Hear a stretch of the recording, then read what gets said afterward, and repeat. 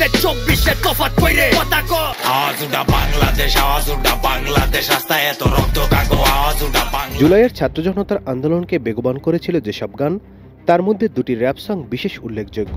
একটি তরুণ র্যাপার হান্নান হোসেন শিমুলের আওয়াজ উঠা বাংলাদেশ আওয়াজ উঠা বাংলাদেশ রাস্তায় এত রক্ত কাগো আওয়াজ উঠা বাংলাদেশ এবং অন্যটি মোহাম্মদ সেজানের কথা ক।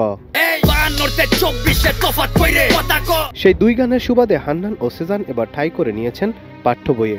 সপ্তম শ্রেণীর পাঠ্য বইতে স্থান পেয়েছে তরুণ দুই র্যাপার হান্নান ও সেজানের কথা। সপ্তম শ্রেণীর পাঠ্য বইতে বলা হয়েছে, আপনি কি সেজানের কথা ক গানটি শুনেছেন?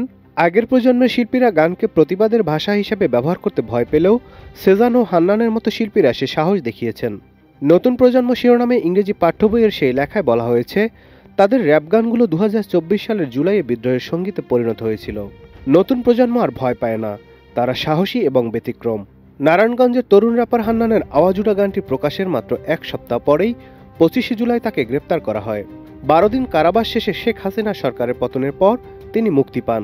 এছাড়া 16 জুলাই প্রকাশের পরপরই সেজানের কথা ক গানটিও জুলাই বিদ্রোহের অন্যতম অংশ হয়ে ওঠে। Nadim Hasan, Channel I.